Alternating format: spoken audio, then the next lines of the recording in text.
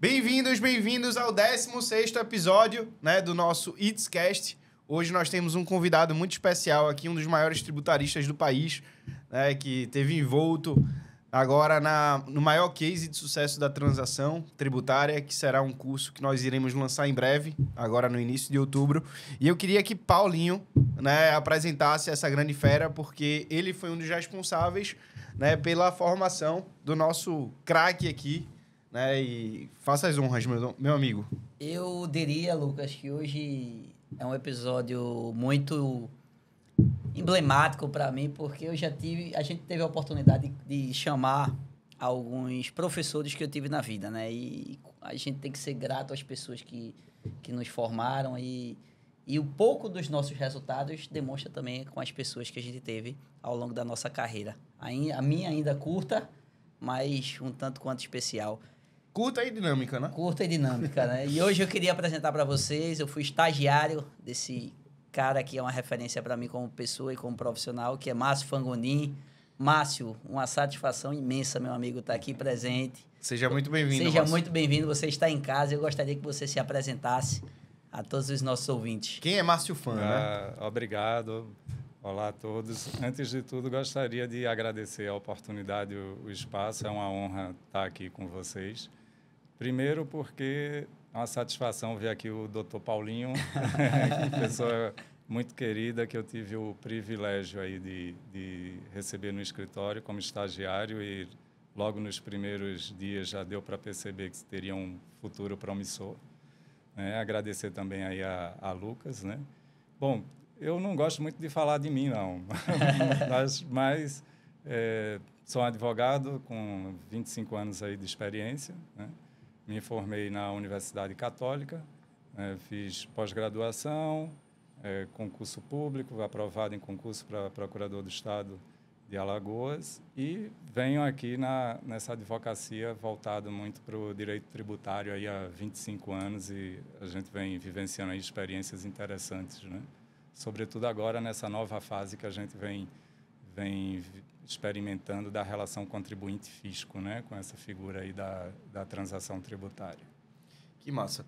Ô, Márcio, eu queria te fazer uma pergunta, porque eu sempre tive curiosidade, né, de pessoas que lá atrás, né, já tinham em mente, eu vou nichar aqui minha atuação, né? Você vem de uma época, você tem uma experiência muito grande na advocacia, e naquela época as pessoas eram mais generalistas, né? E na minha visão, pelo que Paulo me contou, você sempre se dedicou muito ao direito tributário em si, né? A advocacia tributária. Você já sabia ali o que você queria fazer, né? E como é que foi isso já naquela época, você nichar a tua atuação, né? Isso. Bom, na verdade, desde a faculdade, né, eu sempre me interessei pela área do direito tributário, até achava uma área que na faculdade era um pouco desprestigiada, eram apenas 2 cadeiras de direito tributário, né? E, assim, não apenas no direito tributário, mas qualquer outra matéria, eu gostava não de me limitar a estudar, por exemplo, pelo curso, né? Se, por exemplo, eu estava estudando direito tributário, não me limitava a usar o curso de direito tributário. Eu procurava saber qual seria, por exemplo, alguns assuntos importantes e procurava, na época, literatura específica apenas daquele assunto, né? Uma coisa que eu gostava muito de fazer, que às vezes alguns colegas de classe nem gostavam, porque você terminava interagindo muito na aula e às vezes atrapalhava, mas eu gostava de saber antes qual seria, por exemplo, o assunto da aula seguinte e procurava já uma literatura especializada daquele tema que ia ser dado na aula seguinte e eu encarava as aulas da faculdade como uma oportunidade de tirar dúvidas. Que massa. Né? Mais ou menos o método de Harvard, né? Vamos dizer assim. Então, assim, com isso, e observe que na época a gente não tinha a prerrogativa que hoje estudar é muito mais fácil, eu diria, porque se a gente quisesse fazer uma pesquisa de jurisprudência, você teria que adquirir um repertório específico de jurisprudência para ver aquela determinada seleção, né? Você não tinha como fazer uma busca simplesmente filtrando palavras. Então, você, com isso, era forçado a já obter um conhecimento sistêmico, diria, do direito, né? Legal. Então, você demorava mais para encontrar a resposta, mas encontrava, me parece, de um modo mais sólido do que hoje você, com um filtro na internet, você encontra tudo muito rápido, mas também bem superficial. Né? Então, cabe ao operador, enfim, aprofundar. Então, eu sempre tive essa iniciativa, já gostava do direito tributário. Né? Daí, comecei a estagiar no escritório de advocacia, primeiro com o Dr. João Cruz de Oliveira, um grande civilista, depois o Dr. Renato Pinheiro, que eu tenho profunda admiração, já falecido, mas que é, para mim, uma grande escola, uma referência que eu tenho. E ele, na época, conversava muito comigo, dizia, Márcio, aqui no escritório ninguém faz o direito tributário, né? Faça, veja se você se interessa. E eu dizia, doutor Renato, é o que eu sempre quis, né? E, graças a Deus, desde então, eu falo aí de 25 anos atrás, na ocasião ele me indicou os primeiros clientes, alguns grandes grupos aqui do estado, inclusive, e até hoje permanece, tenho o prazer de contê-los ainda como clientes e a satisfação de certo modo, ser uma ligação também ainda com o Dr. Renato. Que massa. Não é? Então, tenho muita admiração também pelo filho, Renato Pinheiro Filho, a gente também andou muito junto, mas depois, por uma questão até mais logística, nós separamos o escritório, mas é uma satisfação grande dizer que venho dessa escola, que eu diria que era talvez ainda daqueles escritórios que a gente chamava os medalhões da cidade. É né? verdade, é verdade. E o doutor Renato, ele realmente tinha muito disso. Eu morava ali na frente, né? E só via o pessoal circulando ali, não parava, né? Na Conselheiro Portela. Mas veja, observe, doutor Renato, eu me lembro dele, às vezes chegava você... início de expediente, ele mesmo fazia questão de pegar, essa geração nova não sabe o que é isso, mas a gente pegava o diário oficial impresso, né? Ele saía com a régua, vendo as decisões ali do Tribunal de Justiça, na maioria das vezes, aquelas que interessavam a ele, enfim. Então, era uma outra época, né? A gente era uma advocacia obrigatoriamente artesanal.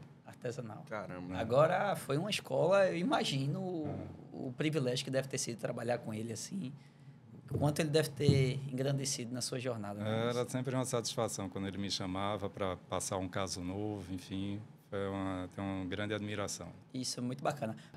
Márcio, você mencionou aqui, então, que você passou no concurso de procurador do Estado de Alagoas. Conta mais um pouquinho essa história. Não, exato. Eu, no começo da advocacia, cogitava também entrar aí no serviço público, fiz alguns concursos, mas, de fato, sempre me interessei muito pela advocacia. Né? No caso desse concurso especificamente, foi um concurso de procurador do Estado de Alagoas, fui aprovado, não cheguei a ser chamado, mas, ainda que fosse, também não me interessaria em função de que, à época, demandaria uma exclusividade, então não poderia ter aquela possibilidade de você advogar e, enfim... Então, o interesse sempre foi, de fato, na advocacia. Né? Ô, Márcio, a gente vai falar um pouco mais, né? Um pouco mais para frente sobre a maior transação da história, né? Que você participou, os bastidores dela, enfim. Mas eu queria te perguntar o que é que te chamou mais atenção, né? No tema da transação. Quando você entrou lá atrás, né? Foi um instituto recente. Na verdade, a regulamentação é recente, 3 anos aí. Como é que você iniciou nesse campo? Eu acho que, para falar disso, eu vou tomar a liberdade de sair da esfera, digamos assim, dessa transação no âmbito federal. Perfeito. E eu vou render homenagens até a um ex-procurador-geral, né, do Estado, doutor Tiago Norões. Que legal. Porque nós tivemos uma experiência muito interessante no Estado, não tinha nada a ver ainda com essa figura da transação,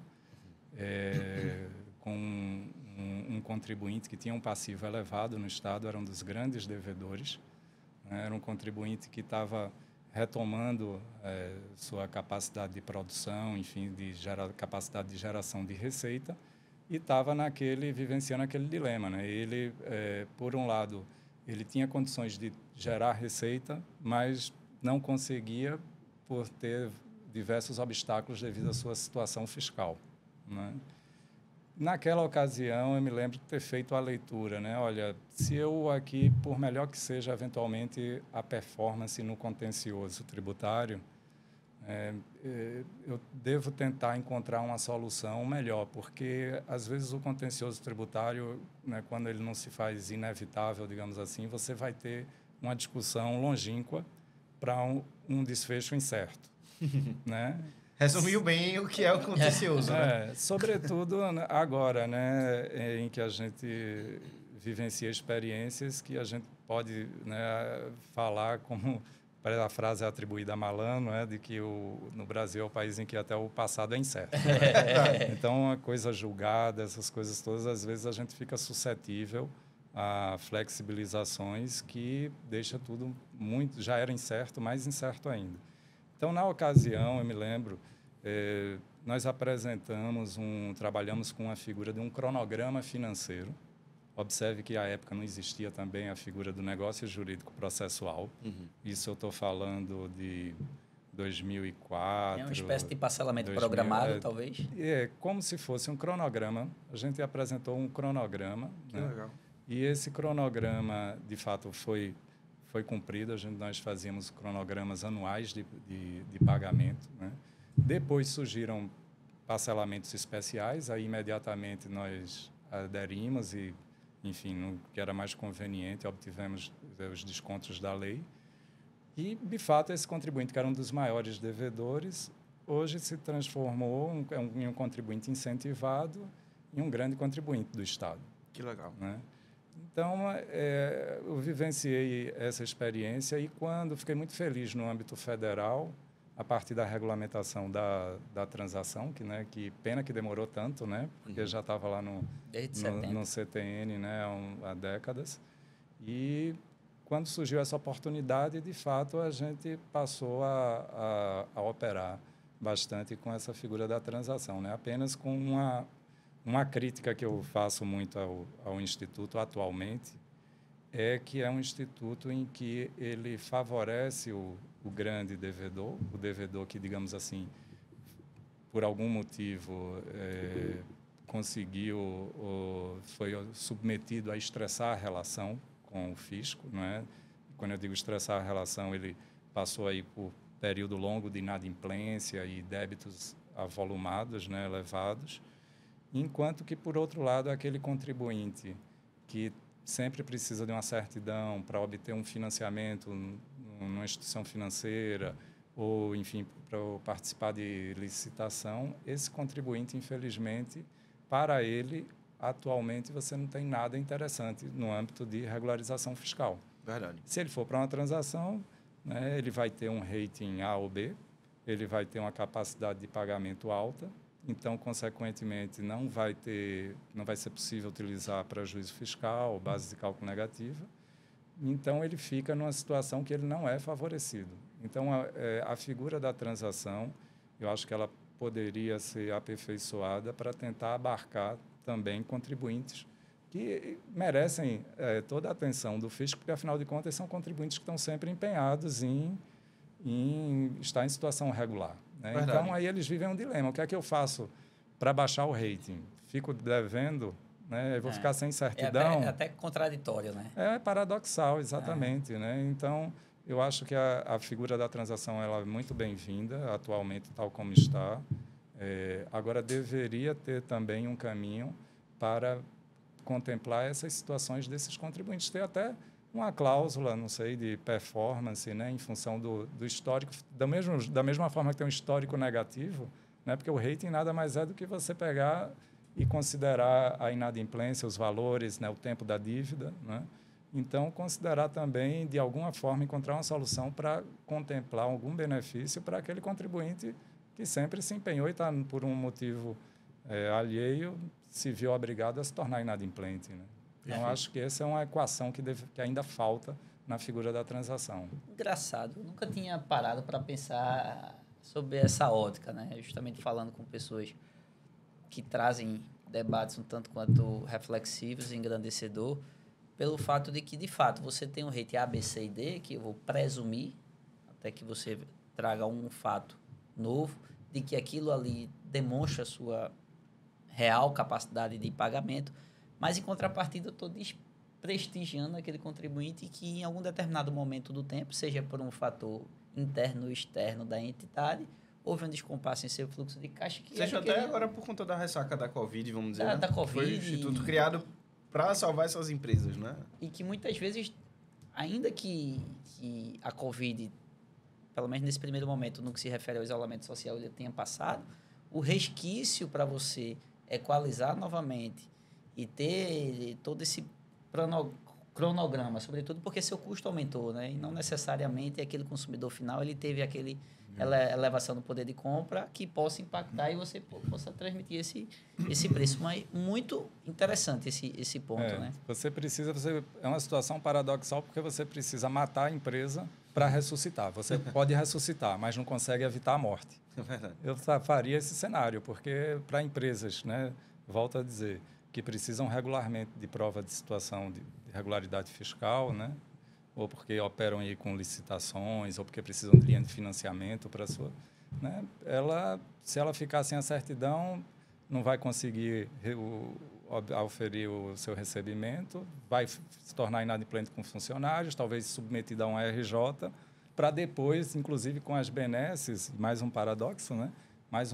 Você no âmbito da RJ naturalmente consegue uma situação, né, melhor, né? Para daí você obter o seu soerguimento, ou seja, você não consegue evitar o óbito, mas consegue ressuscitar. É engraçado. E se você tiver no rate B, por exemplo, vamos supor que por R$100 mil você não ficou classificado no rate C e poderia ter algum acesso a algum tipo de desconto. E aí vai o contribuinte. Rapaz, imagine se eu reconhecer na minha DCTF R$100 mil a mais, ainda que eu não deva, mas após fazer a transação eu consiga descontos que vai ser mais benéfico do que aquele crédito que eu reconheci. Então, vai surgir a figura aí do planejador de transação. Né? O planejador de transação que muitas vezes eu reconhecer algo que eu não tenho para cair meu rate, consequentemente eu poder negociar algo, ainda que seja por uma transação por adesão, né? Ô, Márcio, uma coisa agora que eu queria puxar mais para a linha da gestão em si, né, e do teu empreendedorismo em relação ao escritório. Quando eu iniciei na advocacia, o meu sonho, eu fui formado pelo Da Fonte Advogados, vamos dizer assim, né, adoro lá o escritório, sempre recomendo o pessoal. E aí, meu sonho sempre foi ter um escritório grande, né, porque eu vi aquilo tudo lá e é super bonito, né, você vê de fora um escritório. Mas hoje eu, na verdade, mudei completamente de postura. Eu quero ter um escritório pequeno, né? Pequeno, e organizado e focado, né? Nichado. Né? Exatamente como Paulo me relatou que é o teu. Né? De alguma maneira, tu já quis ser grande ou sempre a tua ideia foi ser extremamente nichado, reconhecido por uma área só de atuação enfim, como é que você pensou isso lá atrás, né? Hoje, lá no escritório, nós somos 15 advogados, né? Tínhamos um quadro menor, inclusive. Eu acho que, para a área tributária, eu sinto uma dificuldade grande em adequar a advocacia de volume. Né? Dadas as particularidades, a necessidade de constante interação com a contabilidade, então, eu sinto uma dificuldade grande em fazer uma advocacia como essa que se faz, por exemplo, em outras áreas para seguradoras, essas grandes redes aí, varejistas, por exemplo. Eu noto que é uma dificuldade. Eu sempre me interessei muito por uma advocacia, até mesmo voltando para o começo da nossa conversa, me espelhei muito numa advocacia que sempre foi eminentemente artesanal. Né? Por outro lado, a gente sabe que hoje, com a dinâmica atual, é impossível também, sobretudo agora também com o processo eletrônico, né? É impossível você viver apenas no ambiente de uma advocacia artesanal. Você precisa também se valer das ferramentas disponíveis para otimizar seu tempo, né? Então, nessa perspectiva, eu diria que hoje eu tento dar ao escritório uma feição mais híbrida. Tanto, assim, até porque nós temos alguns clientes que têm um volume grande de demandas, né? Então, a gente está preparado para receber o volume, mas dentro do possível, dando uma feição artesanal. Esse eu acho que é o grande desafio da advocacia. Na minha ótica, é você conseguir trabalhar em larga escala, mas de um modo personalizado, customizado. Né? Então, eu particularmente, quem me conhece e trabalha de perto comigo, sabe que, às vezes, eu sou uma pessoa que chama de centralizadora, né? Uma pessoa que tem algumas dificuldades para trabalhar muito assim com um volume grande em equipe, né? E para isso eu tenho bons parceiros no escritório. Mas eu sou aquela pessoa que gosta de, antes de protocolar a petição, rever, sempre acho que dá para fazer melhor, né? E me penitencio muito quando não tenho o tempo que eu gostaria de ter para fazer uma determinada petição, rever algo, né? Sempre acho que a gente pode fazer melhor. Então, é por aí. Eu me filio muito a uma linha mais artesanal, mas tentando algo híbrido, tentando assimilar o volume. E na hora de contratar alguém, o que é que você busca, né, na pessoa? Veja, lá no escritório eu tenho a satisfação de quase todos os advogados, eles foram estagiários, né? Então, o que eu costumo dizer para o estagiário é, olha, se você de fato estiver fazendo o estágio, né, objetivando a advocacia, você pode estar no lugar certo, porque a relação vai ser totalmente simbiótica, digamos assim. A gente não subestima nenhuma tarefa, nenhum conhecimento, é sempre uma relação de troca. Então, eu acho que é o que eu digo não apenas para o estagiário em relação ao estágio, mas em relação ao próprio curso de Direito. Eu digo, o curso de Direito, quem faz é o aluno, na verdade. Você tendo acesso a bons livros e tendo iniciativa, você, e sobretudo agora nesse mundo digital da internet, tudo vai depender do seu empenho. Eu acredito muito no esforço, na perseverança. Eu acho que o direito tem muito a ver com isso, inclusive no contencioso, né? Quantas vezes nós temos causas em que entrou, não conseguiu eliminar, é um louco, está pensando em algo que ninguém está pensando, e você vai, quando chega aos 48 do segundo tempo, aquela tese que estava na pedra, de repente virou a tese da vez. Né? E você, por ter acreditado, né? A exclusão do ICMS foi assim, né? A exclusão do ICMS. Eu diria também uma outra que eu acho muito interessante, que também estava muito desacreditada, que era a exclusão do... Eita, desculpa. Nada, fica tranquilo. Dá para... Dá. Assim, uma tese também que estava muito desacreditada, que depois o Supremo julgou favorável, né? Que foi a questão da receita, da tributação da CSL para vendas para comerciais exportadoras, as vendas equiparadas à exportação, né? Então, a gente tem teses que realmente oscilam muito, né? A gente teve, no âmbito das sociedades civis, quem não se lembra, né? A questão do PIS e COFINS, e depois que o STJ tinha simulado a favor das sociedades civis, o Supremo veio e a unanimidade julgou a favor do fisco, né? Então, tem muito a ver com perseverança, né? O direito. Então, isso eu passo também, procuro passar para os estagiários que chegam lá no escritório, para explicar que a gente não deve subestimar nada, né? Às vezes você tem uma atividade que hoje é uma raridade, não existe mais com processo eletrônico, né? Que era você ir simplesmente ver o andamento de um processo, né? Na ocasião, eu me lembro que eu me via muito na situação, quando eu era estagiário, e eu pensava, né? Eu vou lá no fórum, no balcão, na época lá no Paula Batista, no Tomás de Aquino, lá né? E vou chegar lá, vou perguntar o andamento do processo, aí o serventuário vai me fazer uma outra pergunta, eu não vou saber o que responder, vou ficar morrendo de vergonha. Eu passei por isso no seu escritório. Então, eu procurava, por exemplo, se fosse ver o andamento de uma ação cautelar, né? Que, na grande maioria das vezes, você voltava, o processo segue concluso. Mas eu pegava, ia no Código de Processo Civil, lia a parte do código referente ao processo cautelar, procurava ler até uma doutrina, curso, e já ia sabendo mais ou menos o que é que poderia vir do lado de lá. Então, ou seja, é você não subestimar as atividades, às vezes, mais banais, né? Sempre é possível absorver algo, né? Que, na verdade, não é banal, né? Depois que você passa, assim, por essa fase, você começa a ver como foi importante, né?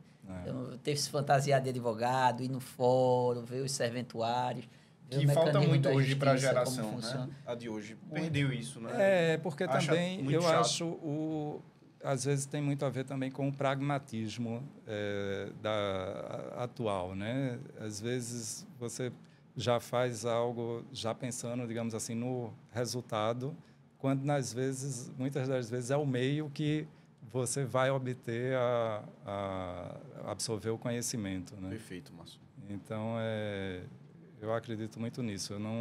Por isso que eu tenho uma dificuldade, por exemplo, quando a gente, voltando a falar dessa questão da equalização entre a advocacia artesanal e volume, quando eu peço para algum colega, às vezes até estagiário, para minutar uma petição, por exemplo, eu até passo, às vezes, olha, eu já fiz algo assim, mas, por favor, sinta-se à vontade para, se for o caso, fazer algo do zero, entendeu? Eu quero ver o que é que você tem a contribuir, né? Bacana. Né? Então, assim, eu sei que quando você está numa rotina de prazo curto, de volume, isso é impossível, né? Mas eu confesso que eu fico até constrangido em pedir para qualquer colega, seja inclusive estagiário, simplesmente a replicar aquilo sem, né? Daí imagine como seria difícil para mim trabalhar com a inteligência artificial. Bronca. Né? Mas muita gente vem falando isso, assim, dos desafios, né? Bruno mencionou, Gustavo. Sim. Cara, como é que... É difícil, né? Você saber como é que você vai lidar com esse tipo de inteligência artificial. É uma ruptura, inclusive, até para a gente, que Não, é mais novo. Eu mesmo, eu não uso ChatGPT aqui. Eu não sei se talvez em um futuro próximo eu vou usar. Mas, assim, não é uma realidade, pelo menos para mim, até então. Eu uso todo dia. E falando, pegando até esse gancho, como é que tu vê a advocacia, não só tributária, mas uma advocacia talvez no médio prazo, talvez nos próximos 5 anos? Você acha que vai ter essa mudança muito grande? Porque eu que estou no mercado, a gente estava conversando até aqui nos bastidores, eu vou completar 6 anos de advocacia e muitas vezes eu tenho uma percepção de que a advocacia hoje ela é completamente diferente da advocacia de 10 anos atrás, assim. É algo assim... processo eletrônico oposto. Não, mas eu não falo nem propriamente do processo em si. Eu falo até da forma que enxerga para se resolver um problema, né? Pelo menos eu vejo o processo hoje como um mecanismo, talvez, suplementar da resolução de um problema. Muitas vezes o extrajudicial, a transação, por exemplo, ela vem até para confirmar e ratificar tudo que eu estou falando. Mas como é que tu vê da advocacia, Márcio, daqui nos próximos 5 anos, talvez? Eu acho, bem, do ponto de vista de meio, né, de execução, não tenha dúvida que a tecnologia é algo que chegou para ficar, não tem volta, né? Porém, do ponto de vista de solução, em termos de capacidade dos advogados, eu imagino que a inteligência artificial não virá a suprir o elemento humano para a grande maioria das causas, né? É óbvio que nós temos, e aí saindo do tributário, mas indo para algumas outras áreas, talvez, acho que sobretudo trabalhista, né? Talvez também relações de consumo. Eu acho que essas duas áreas, elas tendem muito de fato, ir para algo nessa linha de sistematização de petições, etc. e tal, porque são situações muito idênticas, né? Embora sempre possa ter uma ou outra circunstância que tire aquele caso da vala comum. Perfeito. E aí, naturalmente, esses sistemas, o grande mérito vai ser do advogado que gerencia, digamos assim, que operacionaliza, ter a capacidade de fazer esse filtro, né? Caramba! Pegando esse gancho, foi exatamente o que o Urbano falou aqui quando a gente estava no podcast. O Urbano Vitalini, que ele falou exatamente isso. Olha, o meu grande trabalho que eu tenho hoje talvez seja a parte da gestão, do gerenciamento e muito investimento em tecnologia. Tecnologia, porque justamente por isso, desculpa até te interromper, pela área que atua em demasia, numa das maiores empresas que tem do país, é cliente dele, no que se refere à relação consumerista e no que se refere também à relação de trabalho.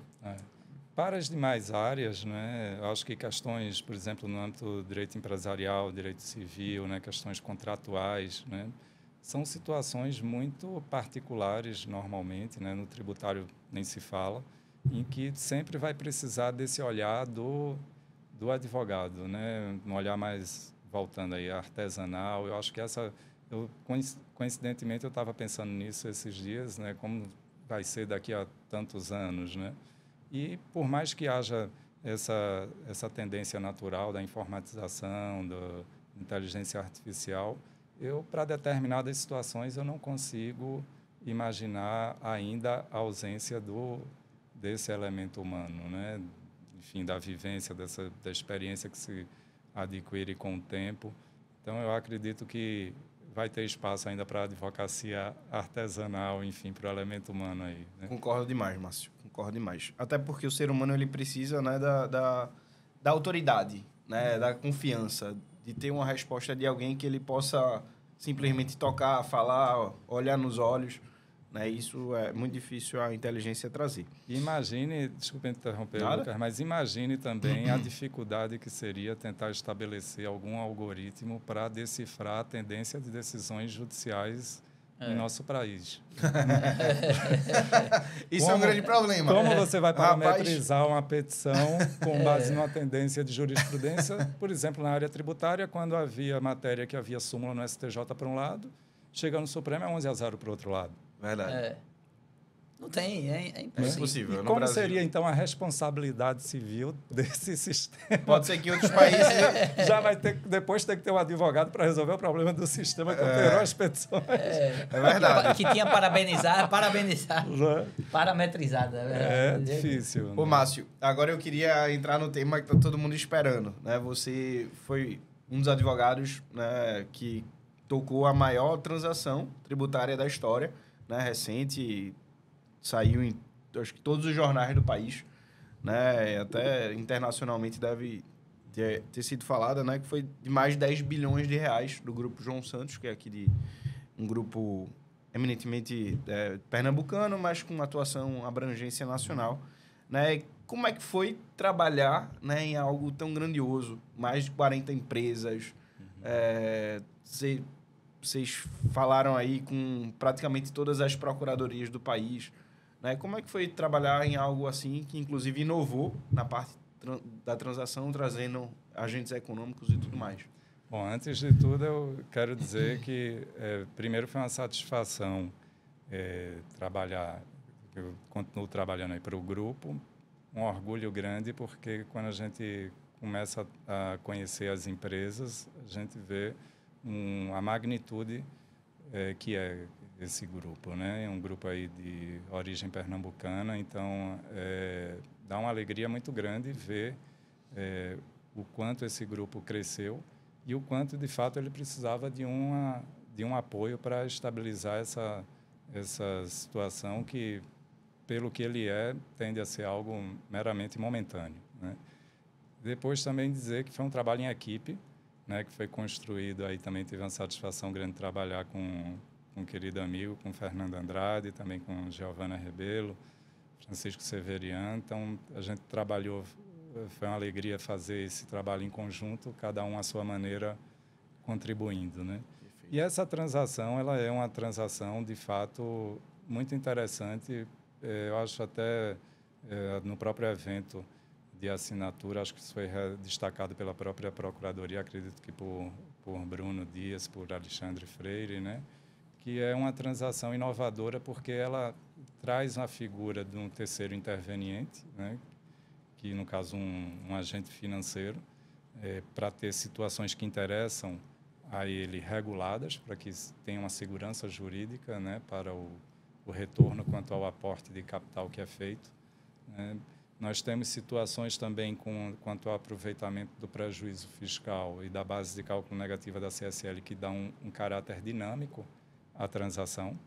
Então, você cria praticamente uma cláusula de sucesso, de performance, né? Se você conseguir quitar a sua dívida até um determinado prazo, você tem um aproveitamento maior do prejuízo fiscal e da base de cálculo negativa. Se não conseguiu naquele prazo, né?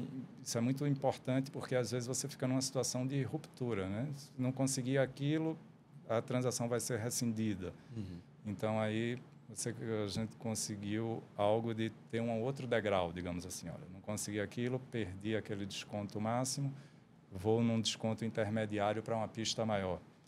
E ainda assim, se eu não conseguir naquele prazo maior, ainda teria uma possibilidade também ainda de um prazo mais largado, porém, no entanto, sem tantas benesses, né? Então, isso muito devido a um esforço. E aí eu acho que entra um pouco também até a questão da função social mesmo da empresa, das empresas, né, do grupo, porque não é interessante, é claro que a transação, ninguém assina uma transação pensando em ser rescindida, né? O esforço é para que seja.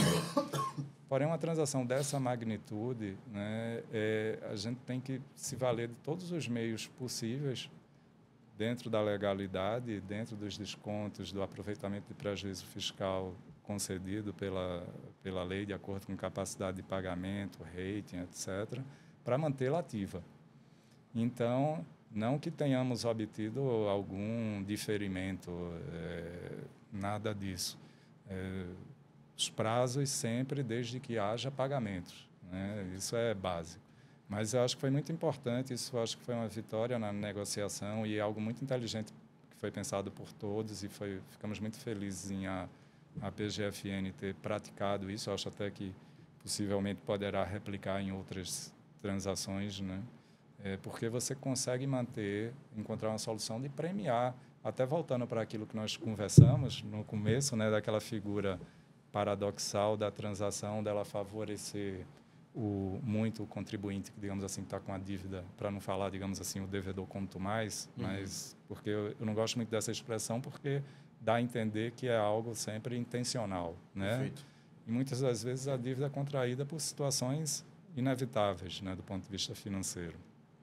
Então, eu gostei muito dessa solução, que evita aquela situação de você penalizar, digamos assim, você dá um desconto maior apenas para um contribuinte que está numa relação estressada com o fisco. Ou seja, aqui, no ambiente da transação, se de fato você faz um esforço, faz um gesto para conseguir pagar a dívida num prazo menor, você consegue aí, de fato, um desconto maior. Quando a gente vai para falar de desconto efetivo, né, no uso do prejuízo da base de cálculo negativo. Então, foi uma transação que é uma alegria ter participado dessa negociação como um todo. Foi bastante duradoura. Nós levamos em torno aí de um ano em uma série de reuniões, situações quase de ruptura da negociação. Caramba! Acho que deve ter tido muita tensão. Teve. Até assinar, realmente, foi muito estresse, mas, no final, construímos boas relações, inclusive agradecer muito a PGFN, né? Os procuradores tiveram uma visão muito interessante de que, acho que cada vez mais me parece que essa é uma tendência, não é aquela leitura antiga que se tinha de ir para o tudo ou nada. Né? Até porque, normalmente, o que prevalece é o nada. Né? Porque, ainda que se pense do ponto de vista fazendário, digamos assim, não é conveniente, vamos aqui em busca do valor cheio, do valor total, vamos expropriar os bens. Aí já sabe que essas alienações forçadas, as arrematações saem em valores baixos, você termina recebendo menos do que receberia, destrói um grupo empresarial, né? Vai gerar desemprego, etc. e tal. É uma leitura, eu acho, anacrônica da administração de um passivo fiscal, tanto no caso pelos empresários, como pela Procuradoria, quando pensa dessa forma. Por isso que a figura da transação, eu acho que mesmo para quem é muito familiarizado na advocacia, no contencioso tributário, é o que eu faço diariamente, mas cada vez mais eu vejo que quando a gente consegue enquadrar um contribuinte numa situação de desconto, vale a pena ir por aí do que apostar as fichas num êxito de demandas judiciais, enfim, sempre incertas. Né? Então, Perfeito. Márcio, teve uma questão interessante nessa negociação, que foi justamente esse terceiro interveniente.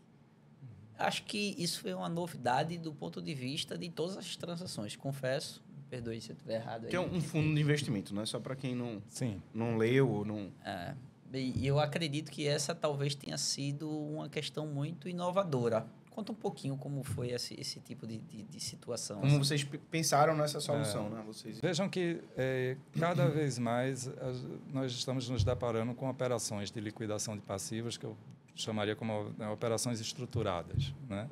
Você tem, de um lado, algum agente financeiro com disponibilidade para aportar o recurso, porém, muitas das vezes ele corre da operação devido à incerteza, à insegurança de que conseguirá obter o seu retorno, né? Então, nós temos aí uma conjunção de fatores que podem dar muita segurança a esse player financeiro, né? Um desses fatores, eu diria, seria trazer ele para o termo de transação. Para quê?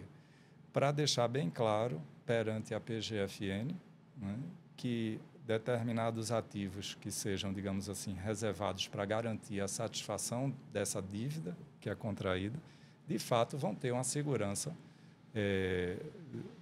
para o player financeiro dada pela PGFN de que é feito aquele aporte, aqueles ativos não serão mais, digamos assim, atingidos para a satisfação do crédito tributário. Então, se ele não participa do termo, ele não vai ter, naturalmente, esse compromisso da PGFN. Então, é uma relação aí em que, de um lado, você se compromete a fazer o desembolso financeiro e, por outro lado, insegurança, a segurança que você vai ter é exatamente que aqueles ativos estão reservados para o pagamento dessa dívida que passa a se tornar uma dívida prioritária, né? Porque, senão, qual seria o agente financeiro que iria participar do negócio, pagar para aguardar imagine que você vai fazer um aporte, vou dar um exemplo, de 10% da dívida, né? Já com reduções. Uma transação, vamos supor que possa durar 60 meses. Nem estou sendo tão elástico, né? Uma transação de 60 meses, por exemplo. Mas você fez o aporte e depois não conseguiu ainda alienar aqueles ativos, realizar aqueles ativos para obter o ressarcimento do valor aportado e, por algum motivo, a transação vem a ser rescindida. E aí aqueles ativos, digamos assim, que você esperava que o produto da alienação iria satisfazer o seu crédito, de fato, agora o seu crédito não tem preferência nenhuma. Então, esse é um grande risco. Se você for conversar com qualquer player financeiro, convidá-lo para participar de uma transação, normalmente ele vai querer fazer toda uma due diligence, pensar todas as possíveis, né, situações que possam comprometer a satisfação do seu crédito. A partir do momento que você traz ele para o termo de transação na condição de interveniente anuente, com cláusulas que reservem bens para a satisfação do crédito, com o compromisso da PGFN de que aqueles ativos estão reservados para pagar aquele credor, né, ele tem todo o exame de se a transação vai ser rescindida ou não, para ele se torna irrelevante, né? Então, isso é algo que dá uma segurança, sobretudo quando conjugado também com um ambiente de recuperação judicial, né? Porque aí você pode trabalhar também isso via operações de empréstimo DIP, em que você traz isso para o âmbito da recuperação judicial e aqueles bens eles são depois adquiridos, praticamente uma aquisição originária, eles ficam sem nenhuma insuscetíveis a ataques, né? Então, se você consegue se deparar com uma situação que você tem essa conjugação de fatores, traz o agente financeiro para participar da transação como terceiro interveniente anuente, onde os bens, deixando claro, né? Obviamente, ele não vai participar como interveniente anuente para ser corresponsável pela dívida. Claro. Não, mas é preciso... Quem entra nesse o prêmio tem que ser muito alto. Mas é preciso esclarecer, porque, às vezes, né, as redações podem gerar dúvidas. Então, é naturalmente uma cautela, né? Então, feito ele participando desse termo, nessa condição, com os ativos separados, com a segurança de que aqueles ativos né, garantirão a satisfação do seu crédito, né? E, por outro lado, sendo as operações de alienações, né, elas passando pelo âmbito do juiz da RJ, né, então você tem aí um cenário que dá toda a segurança, na minha ótica, para o agente financeiro, e aí cria até um mercado para isso, né? Com certeza. Lembrando que, nesse caso também específico, nós tivemos também uma dificuldade, que é o fato de que boa parte dos ativos do grupo vem atingidos por um sequestro criminal. Eita. Né? Como, de fato, isso aí é fato público, né? Houve uma operação em razão da gestão anterior, né? E aí há uma cautelar de sequestro, e sabemos que a jurisprudência do STJ, ela estabelece que o sequestro ele é prioritário. Então, vou dar um exemplo. Se você tiver um bem que está na iminência de ir a leilão na Justiça do Trabalho, né? Se chegar o sequestro antes do leilão, independente de ordem, já não pode haver mais o leilão. Caramba. Né? Então, o sequestro ele tem toda essa prioridade sobre todas as demais constrições. E daí, observe que essa nossa transação, então, ela teve também uma conversa com o Ministério Público Federal, com o juiz federal, porque ela tem, na verdade, uma condição suspensiva. Porque, naturalmente, uma transação desse porte, ela só se viabiliza com um plano de alienação de ativos. Então, como eu vou alienar ativos que estão, ou mesmo constituir garantia... Essa transação dá um livro, viu, Márcio? Vou plantar a ideia aí na sua cabeça, porque foi extremamente completa, né? Vocês trabalharam com todos os... Então, a gente foi negociar com a PGFN, né, em tese, para fazer, em cima de uma transação lastreada em cima de alienação de ativos, com os ativos sequestrados. Porém, claro, por isso que todos tivemos o cuidado de estabelecermos uma condição suspensiva, que é exatamente essa baixa dos gravames, né, que me parece que não está em curso, não imagino que haja dificuldade, até porque o foco, pelo que pude observar da operação criminal, era todo em cima de crimes contra a ordem tributária. Então, a gente está exatamente viabilizando o pagamento do débito fiscal, né? Mas aí, então, é algo realmente interdisciplinar, né, essa transação, porque também tem esse viés do âmbito do criminal, né? Excelente, foi extremamente completa. É algo assim que você começa a imaginar e ver a quantidade não só de mercado e o quanto você tem que ter essa multidisciplinariedade, né? Porque...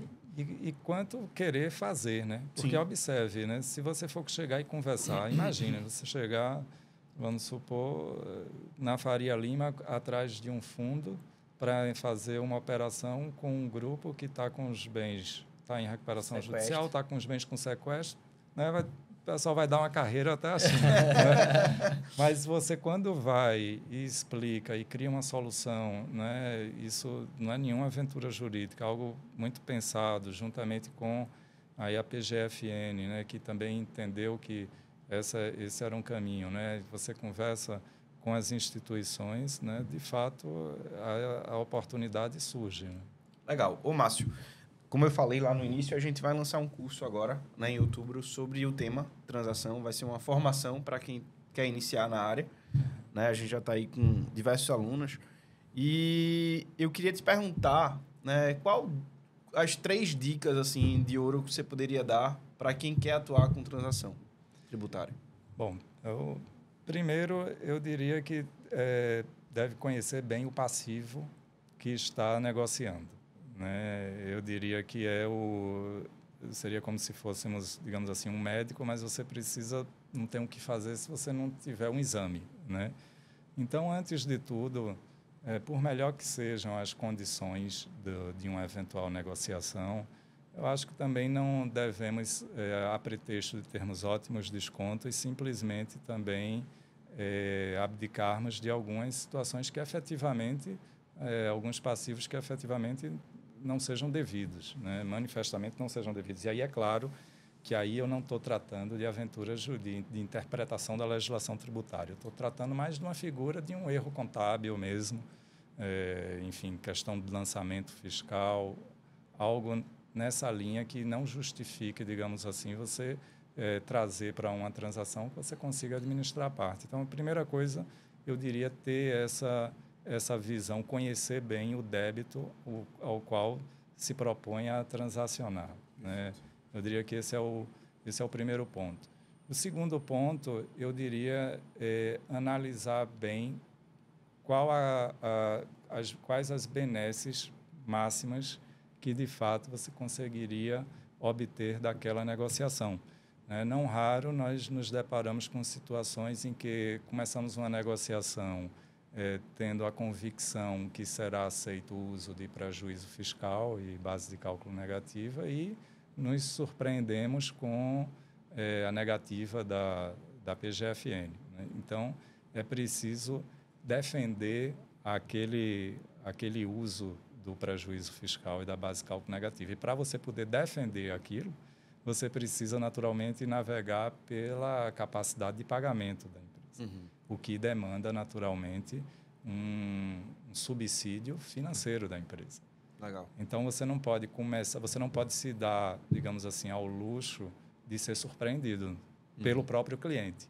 Então, antes de começar qualquer tratativa com a PGFN, afora o diagnóstico fiscal, digamos assim, e aí quando eu falo diagnóstico fiscal, é claro que, veja, nem sempre é possível ir com a profundidade que se faz necessária. Se fosse fazer sempre o ideal, eu diria, não, antes de pensar em transação, vamos fazer um trabalho de revisão fiscal para entender o passivo, né? Afora isso, eu gostaria de obter todos os elementos financeiros que retratem a real capacidade de pagamento da empresa para que a gente possa defender, sim, o uso de um prejuízo ou não, né? Afora isso, eu diria que o terceiro ponto seria o cuidado com a própria redação do termo, né? A gente também não pode deixar de levar em consideração que, às vezes, nessas negociações, que são tantas reuniões que fazemos, às vezes fica até mesmo apalavrado, ou algo não está lá expressamente previsto, mas ficou implícito, enfim, ficou uma expectativa de que aquela situação seria permitida ou não. Então, esse cuidado com o termo também é algo que não pode ser subestimado, né? Solicitar a simulação efetiva do pagamento, né? Porque você assina o termo, depois, quando é o valor da parcela efetivamente, você vai saber quando a PGFN lança no sistema, né? Então, solicitar isso, ter uma amarração prévia da PGFN, pedir que envie antes para ter esse cuidado. Enfim, acho que eu elegeria esses 3 pontos, e principalmente esse de conhecer bem a empresa, a parte financeira, conhecer o débito fiscal, para daí você ter elementos para brigar, porque senão você se houver uma negativa no uso do prejuízo, você não vai ter o que argumentar, né? Excelente, Márcio. Ô, Márcio, além dessas questões técnicas, que julgo também ser imprescindível, você utiliza algum tipo de técnica no que se refere à comunicação, negociação com a Procuradoria, ou é de uma forma mais de experiência empírica ao longo dos anos? Não, olha, se utilizasse, não poderia dizer. Mas não, de modo algum. Eu procuro ser sempre muito transparente, né? Eu não sou daquele perfil enigmático, né? Particularmente, eu acho que quando você vai para embora talvez o perfil enigmático seja interessante em uma situação de um contencioso, né? Mas eu acho que quando você se propõe a transacionar, você tem que demonstrar para a outra parte que, de fato, você está interessado, está focado naquele propósito. E eu não vejo como evoluir uma transação se, de um lado, você chega armado ou ocultando situações que certamente a PGFN terá conhecimento, se já não tem, quando você vai conversar, né? Então, eu prezo muito pela transparência, né? Quem me conhece sabe disso. Então, acho que isso ajuda na negociação, né? Porque você não há como, acho que a base de qualquer negociação, e aí saindo do tributário e indo para o direito civil, não deixa de ser a boa-fé contratual. Perfeito. Então, você não tem como falar em boa-fé se não houver essa transparência, né? Então, é por aí. Excelente. Meu amigo, eu queria te fazer a última pergunta, né? Pega aí o gancho. Você é uma referência para todos nós, né? E dá para perceber da tua fala e do pouco que a gente conversou que você tem uma excelência intrínseca muito grande, né, em tudo que faz. Qual lema você carrega na carreira, né? E poderia, se fosse dar uma dica para todo mundo, deixar uma frase específica, algo que você carrega dentro de si, né, para ser o profissional que você é, o que é que você poderia passar aqui para o pessoal, né, como uma dica preponderante para quem quer se tornar uma pessoa bem-sucedida como você efetivamente é? Veja, eu acredito muito aí saindo até um pouco do âmbito do direito, né, isso eu procuro usar em tudo na minha vida. Eu acredito muito na perseverança, né? Eu acredito, eu diria, né, que ganha quem acredita mais por mais tempo, né? Então, eu acho que no esporte, em tudo, inclusive dou muito mais valor àquelas pessoas que eu tenho a oportunidade de conhecer, que às vezes no começo da vida ninguém achava que iria tão longe, mas que foram pelo esforço, né? Ao contrário, às vezes, de outras pessoas que a gente vê que têm excelente potencial e que, infelizmente, não utilizam esse potencial porque não elegeram foco, enfim. Não. Então, resiliência, é acreditar mesmo quando todo o cenário é adverso, né? É natural, a gente na advocacia leva muito pancada, né? Ninguém ganha sempre, então perder e tentar absorver o máximo daquele momento para utilizar, para tentar reverter. Eu acredito muito nisso, eu diria a perseverança. Que massa. Márcio, eu queria até... Vou fazer uma última pergunta, dois minutinhos, porque a conversa aqui é bem... Eu queria agradecer e também, ao mesmo tempo, perguntar. Você é uma referência para mim como pessoa e principalmente também como profissional. Tive o prazer de ter sido seu estagiário, que para mim foi uma escola assim sem tamanho. Não sei como se um dia eu vou conseguir te retribuir isso, mas eu te agradeço profundamente. Mas qual a dica você daria para o Márcio de 20 anos atrás, que devem ter um bocado de Márcio de 20 anos atrás escutando esse podcast? O que é que você falaria para esse jovem, esse advogado, assim como eu, de 30 anos de idade, talvez? Eu diria o que meu pai me dizia, que meu pai também era advogado, embora advogado não do contencioso, advogado interno de empresa. Eu diria para ter tranquilidade que, você seguindo essa linha da perseverança, do esforço, os resultados vão brotar naturalmente, né? Ter tranquilidade que no final você vai ver que o resultado ele vai surgir como uma consequência lógica. Excelente. Senhoras e senhores, esse é o nosso Márcio Fam.